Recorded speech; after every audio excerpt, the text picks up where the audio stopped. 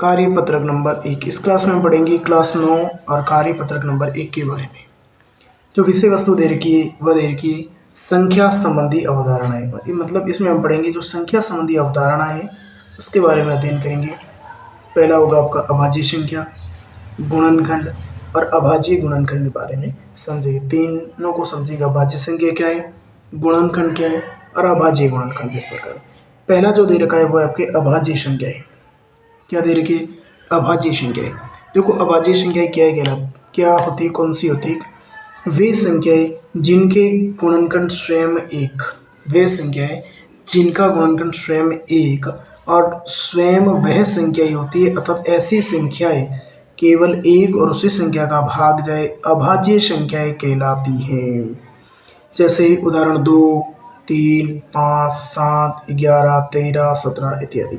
अगर अभाज्य संख्या का मतलब है वह संख्या जिसमें, जैसे 5, ऐसी संख्या जिसमें एक का भाग जाए स्वयं का भाग, एक व स्वयं, स्वयं का मतलब 5 में 5 का भाग, 2 में 2, एक व स्वयं के अलावा किसी तीसरी संख्या का भाग नहीं जाता हो तो वह संख्या कहलाती है अभाज्य संख्या है। जैसे 2, अब 2 सबसे छोटी अभाज्य संख्या। अगर पूछा जाए सबसे छोटी अभाज्य संख्या कौन सी है, वो हो जाएगी 2, क्योंकि 2 में 2 का भाग और 1 का भाग, 3 में 1 का भाग, 3 का भाग, 5 में 5 का भाग, 1 का भाग, 7 में 7 का भाग, 1 का भाग। तो अभाज्य संख्याएं वे संख्याएं जिनके गुणनखंड संख्या 1 और स्वयं वह संख्या ही होते हैं, अर्थात ऐसी संख्याएं जिनमें केवल एक व उसी संख्या का भाग जाए अभाज्य संख्याएं कहलाती हैं। 5, 1 का भाग, 5 का भाग, तो वे अभाज्य संख्या कहलाती है। आगे देखो प्रश्न नंबर 1। प्रश्न दे रखा है 49 एक अभाज्य संख्या है, यदि नहीं तो क्यों।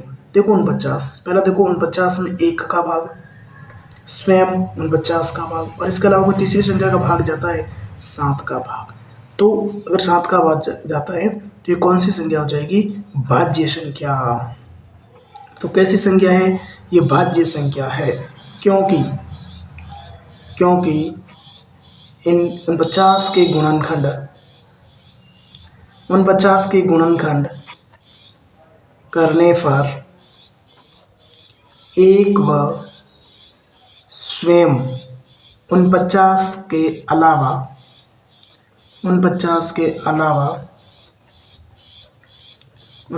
के अलावा 7 प्राप्त होते हैं। करने पर 49 स्वयं 49 के अलावा 7 प्राप्त होते हैं। इस प्रकार से 49 संख्याएं अभाज्य संख्याएं ना होकर के कैसी संख्या है? भाज्य। क्योंकि 49 एक अभाज्य संख्या है नहीं, कैसी है? भाज्य। क्योंकि भाज्य संख्या, क्योंकि 49 के गुणनखंड करने पर एक व स्वयं के अलावा, मतलब स्वयं 49 के अलावा 7 का भाग जाता है, 7 प्राप्त होते हैं। अब देखो प्रश्न नंबर 2। दी गई संख्याओं में अभाज्य संख्या पर व्रत लगाइए। मतलब जो संख्या दे रखी है उन्हें ज्ञात करना है कौन सी संख्या अभाज्य संख्या है। तो 11 ये अभाज्य संख्या है, 21 ये भाज्य संख्या है, 35 भाज्य संख्या है, 67 ये आपकी अभाज्य संख्या है, 97 ये आपके अभाज्य संख्या है, 98 ये भाज्य है, 61 अभाज्य संख्या है, 7 अभाज्य संख्या है, 29 अभाज्य संख्या है, 79 अभाज्य संख्या, 67 अभाज्य संख्या। फिर आगे देखो ये हो जाएगी 89 अभाज्य संख्या, 23 अभाज्य संख्या, 41 अभाज्य संख्या, पर ये सभी भाज्य संख्या है। तो दी गई संख्याओं में से अभाज्य संख्या पर वृत्त व घेरा लगाए। जो घेरा लगाए ये कौन सी संख्या है? अभाज्य संख्या है। ऊपर देखा था अभाज्य संख्या वह संख्या जिसमें एक बस स्वयं के अलावा किसी संख्या का भाग नहीं जाता। 11 में देखो 1 और 11 के अलावा किसी संख्या का भाग नहीं जाता है। 21 में 1 का भाग, 3 का भाग, 7 का भाग, 21 का भाग। 5 में 1 का भाग, 5 का भाग, 7 का भाग, 35। 67 1 और 67 के अलावा किसी संख्या का भाग नहीं जाता। तो इस प्रकार से हमने इस प्रश्न नंबर 2 में देखा जो गोला लगाया है, जो व्रत लगाया, घेरा लगाया, वो कैसी संख्या है? अभाज्य संख्या है। अब बढ़ते हैं प्रश्न नंबर 2 की ओर। प्रश्न नंबर 2 देखो, प्रश्न नंबर जो 2 दे रखा है 21 से 50 तक संख्याओं में अभाज्य संख्याओं पर व्रत और घेरा। 21 से 50 तक संख्या कौन सी संख्या अभाज्य, उसको घेरा लगाना। 21 तो भाज्य है, 22 भाज्य, 23 अभाज्य, 27, 29, 31, 37 और फिर 41, 43, 47 ये अभाज्य संख्या है। जब हमने घेरा लगाया तो कितनी हो गई 1 2 3 5 6 7 8। तो 21 से 50 से लेकर कितनी संख्या है 8 संख्या है। वो कैसी है अभाज्य संख्या है। तो पहले हमने पढ़ा अभाज्य संख्या 1 2 3 प्रश्न हमने कंप्लीट किए हैं अभाज्य संख्याओं को समझने में। एक बार वापस देख लेते हैं अभाज्य संख्या की डेफिनेशन। वे संख्याएं जिनके गुणनखंड संख्या 1 और स्वयं वह संख्या ही होते हैं अर्थात ऐसी संख्या जिनमें केवल एक उसी संख्या का भाग जाए अभाज्य संख्या कहलाती है। अब बढ़ते हैं आगे। अभाज्य गुणनखंड। अभाज्य गुणनखंड किसी भी संख्या के विचारे गुणनखंड जिनमें केवल अभाज्य संख्या ही हो वह अभाज्य गुणनखंड कहलाते हैं। मतलब वे गुणनखंड है, गुणनखंड करने पर जो सारे जो गुणनखंड होते हैं वह अभाज्य गुणनखंड ही होते हैं। या किसी भी संख्या के सारे गुणनखंड केवल अभाज्य संख्याएं हैं वो अभाज्य गुणनखंड कहलाते हैं। जैसे 24, तो देखो 24 का गुणनखंड 2 गुणा 12, 4 गुणा 6, 3 गुणा 8, उसका भाग लगा 2 2 6 हो सके। जैसे देखो ये देख लो 2 गुणा 12 और इसका गुणनखंड करेंगे तो 2 गुणा 6 2 2 3 और 4 गुणा 6 3 गुणा 8। तो अभाज्य गुणनखंड किसी भी संख्या के वे सारे गुणनखंड जिनमें केवल अभाज्य संख्याएं हैं अभाज्य गुणनखंड कहलाते हैं।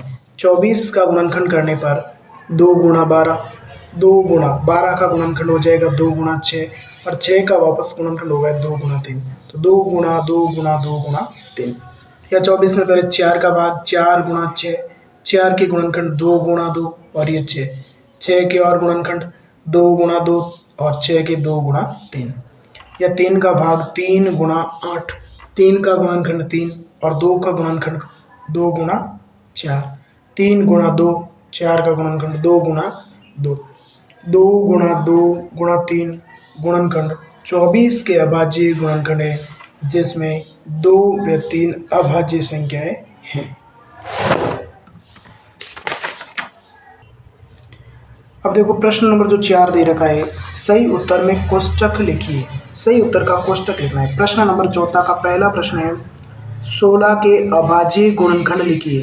16 का गुणनखंड करना है। तो देखो 16 का जो गुणनखंड हो जाएगा 16, 2 का भाग 8 बार, 2 का भाग इसमें 4, 2 का भाग 2 बार और 2 का भाग 1 बार। तो जो 16 के गुणनखंड 2 गुणा 2 गुणा 2 गुणा 4, तो 2 4 बार है।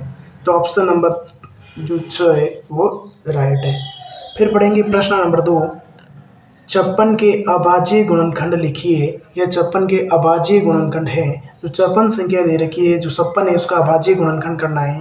तो 2 का भाग लगा दो 2 गुणा 7। तो ऑप्शन नंबर स जी करेक्ट आंसर। देख लेते 56 का गुणनखंड 2 का भाग 28।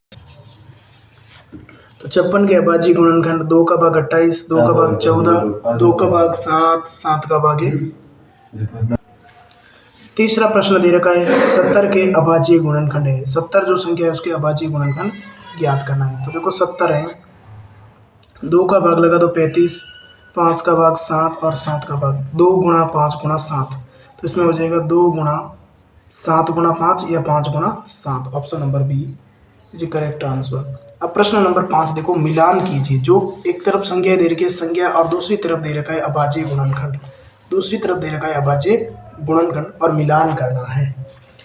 जैसे 38 का गुणनखंड देखो 38, तो 38 का हमें गुणनखंड निकालना है या गुणनखंड करना है। तो 38 का होगा 2 का भाग 19 और 19 में एक बार, क्यों 19 अभाज्य संख्या है। तो जो 38 का जो हो जाएगा वो हो जाएगा देखो 2 गुणा 19, 2 गुणा 19। फिर 28 का गुणनखंड निकालो।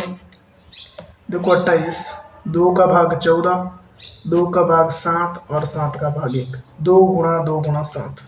28 का हो जाएगा 2 गुणा 7। तो ये देखो 2 गुणा 7। फिर 90 का गुणनखंड निकालना है। 2 का भाग लगा दो 45, 3 का भाग लगा दो 15, 3 का भाग लगा दो 5 और 5 का भाग 1, 3 गुणा 3 5, 2 3 3 5। तो ये हो जाएगा 2 3 3 5। तो 90 का देखो ये रहा 2 3 3 5। 60 का गुणनखंड करो। 2 का भाग लगा दो 30 बार, 2 का भाग लगा दो 15, 3 का भाग 5 और 5 का भाग 1, 2 2 3 5। 2 2 3 5, तो 60 का हो जाएगा 2 2 3 5। अब निकालना 54 का गुणनखंड। देखो 54, 2 का भाग लगा 2 27, 3 का भाग 9, 3 3 और 2 3 3 हो जाएगा। ये और 54 का हो जाएगा 2 गुणा 3 गुणा 3 गुणा 91 का 13 गुणा 7, या 7 गुणा 13 हो जाएगा। फिर 48, 48 का हो जाएगा। फिर देखो 48 का गुणनखंड निकालना है। 2 का भाग लगा तो 24 बार, 2 का भाग 12, 2 का भाग 6 और 3 का भाग 1, 2 2 2 2 3। इसमें हो जाएगा 48 का होगा 2 गुणा 3 होगा। फिर निकालना हमें 640 का निकालो। देखो 640 में 2 का भाग लगा तो 320, 2 का भाग लगा देंगे 160, 2 का भाग 80, 2 का भाग 40, 2 का भाग 20, 2 का भाग 10, 2 का भाग 5 और 5 का भाग 1।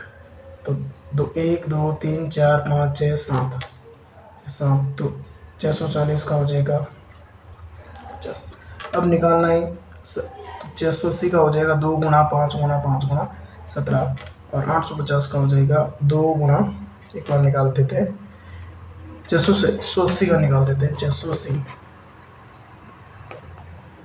2 का भाग लगा दो इसमें 340, 2 का भाग लगा दो इसमें 2 का भाग लगा दो इसमें 85, और 5 का भाग 17 और 17 का भाग 1। तो इसमें हो जाएगा 2 गुणा 2, तो इसमें ये हो जाएगा ये वाला 680 और 850 का इसमें मिलान कर लेंगे। को जी इसमें मिलान। इस प्रकार से हमने क्लास 9 का जो कार्यपत्र नंबर 1 था उसको कंप्लीट कर लिया है। धन्यवाद, थैंक यू।